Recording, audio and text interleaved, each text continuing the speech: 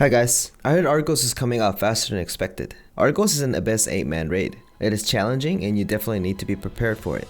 As I mentioned in the other guide, the phase 1 requirements are item level 1370, minimum 33 on engravings with proper combat stats, 3 to level 4 gems, and level 1 to 3 tripods.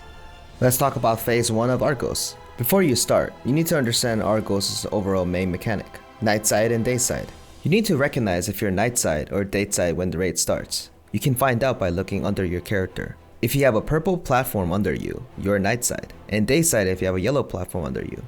This is important because the same type of damage will not harm you. For example, if you're in the night side, the purple side, all Argos' purple colored attacks will not harm you. You also have to keep in mind that your color will change as well when Argos finishes white gimmicks. Another tip I want to give out is one of the most important general gimmick. Almost all Lostark raid bosses tend to start a mechanic if the boss jumps or teleports to the center.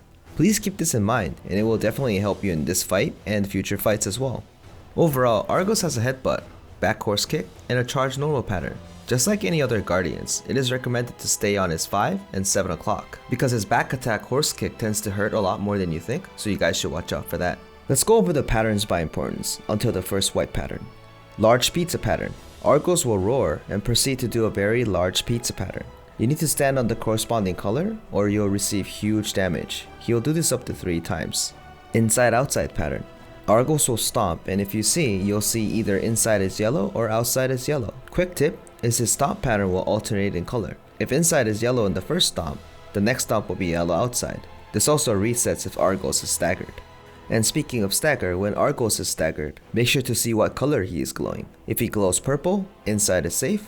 If he glows yellow, outside is safe. 2 lines pattern. Argos draws 2 lines. Stay in between the lines and DPS, you're safe for a while. Large platform explosion. The large platform will be either yellow or purple. People with the corresponding color can stand on top of it and DPS. Summon orbs. Argos spawns 4 orbs total. Each member of the corresponding color needs to remove it or it will explode into a large platform. You'll notice a debuff if you eat an orb. If you eat another one right after, you'll be damaged by a lot.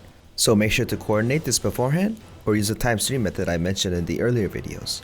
Jump in place. Argos jumps in place and spins around. Make sure to stay close to him after this because there will be a follow-up explosion. Breathing aura. Argos creates an aura around him. Corresponding colored members can stay inside in DPS, but different colored people will see a breathing bar appear. If the bar reaches 0, you'll be severely damaged.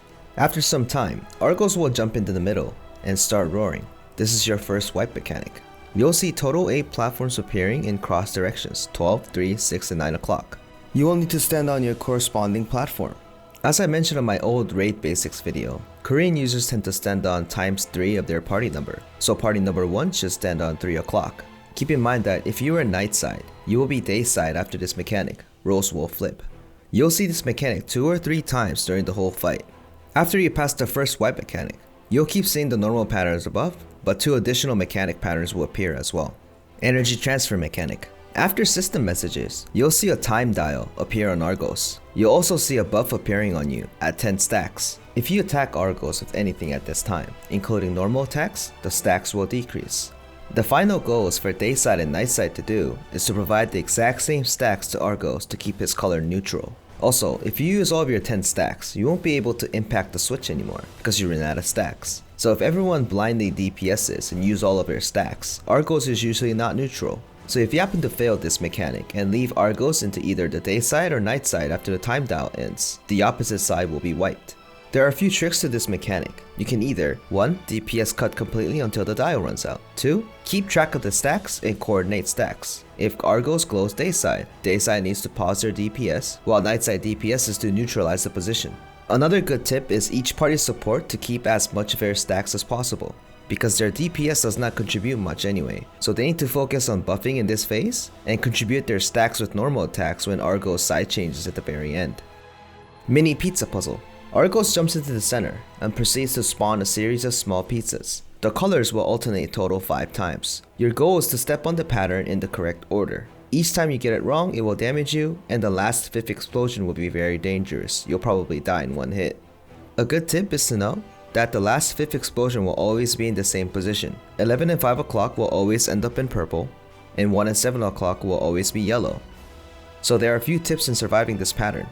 Well, first one is obviously moving to correct positions accordingly. If it's really troublesome for you, supports can save their awakening skills for extra shields while everyone stays at the final platform. 11-5 for purple, 1-7 for yellow. So this covers most of the major gimmicks of the first phase in Argos. I wish you guys good luck. Thanks. Bye.